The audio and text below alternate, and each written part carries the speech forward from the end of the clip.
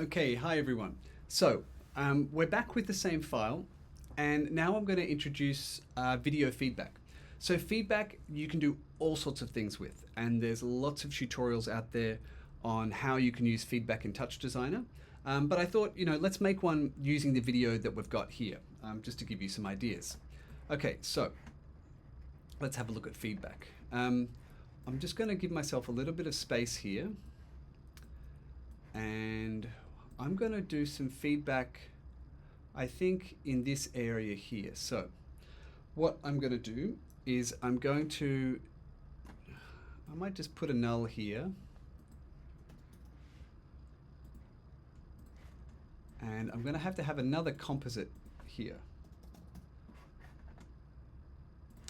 And what we're going to do is in between here we're going to add a feedback loop, and I might take off that that color craziness because it's probably going to be a little distracting to look at two effects at once. Okay, so now we've just got our video and our flashing square. Okay, so I'm going to middle mouse click here, and I'm just going to add a feedback operator, pop it down here, and then I'm going to connect the feedback operator back to the composite,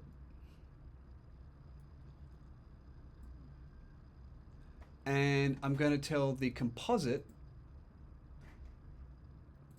I'm going to tell the feedback operator to look at the composite, which will be comp2, comp2.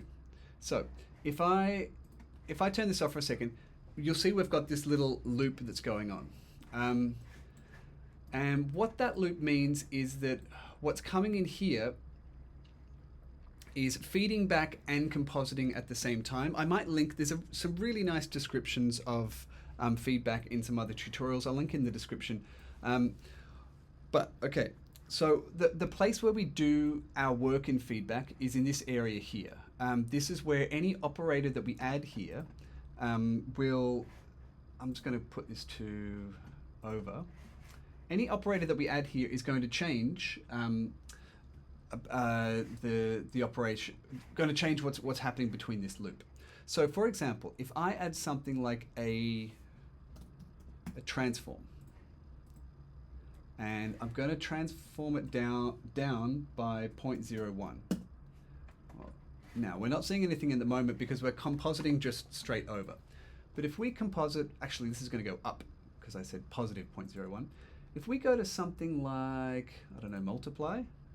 Okay, so we're ending up at black pretty quickly, but something like, I don't know, darker color, depending on what compositing method we have, we start to get some really interesting effects. I'm going to make that a lot slower, and I'll reset my feedback by hitting pulse, and we're getting this sort of crazy effect.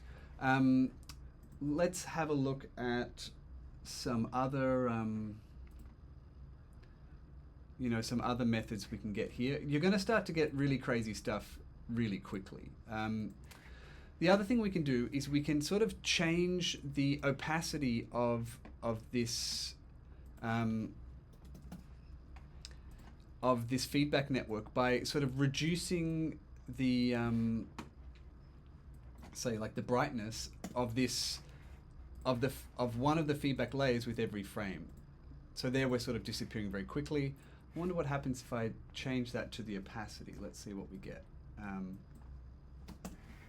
And if I reset my feedback network, we're still getting a very quick disappear. That might be coming back to our compositing method.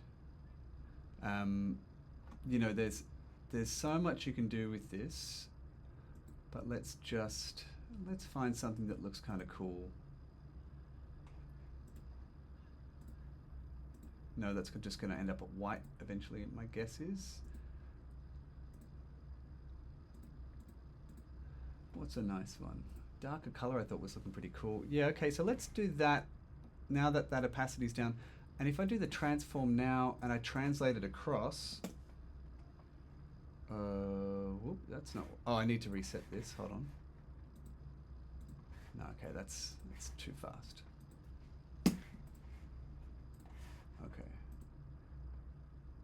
Yeah, we can start to get this effect of like, it's almost like something's getting blown by the wind, but really all that's happening is it's just, it's just moving.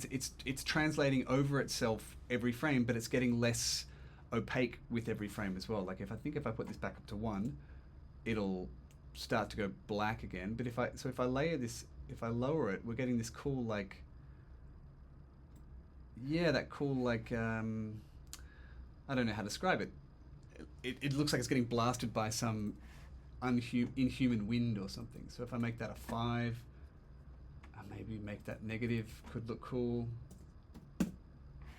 Okay, so there already we've got something kind of interesting.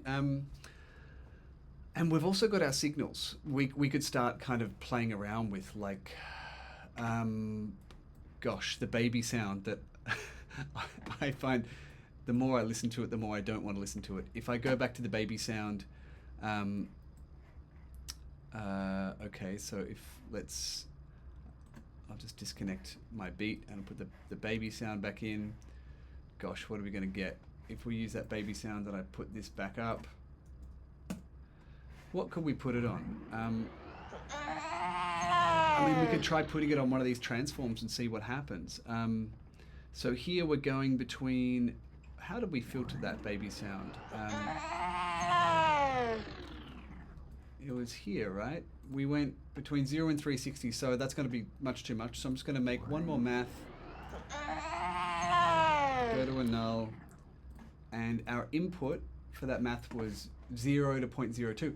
Actually, that's probably a good transform amount. So let's just keep that. So either, if we don't want to use this math here, we had 0 to 0.02, we can either put the same numbers in.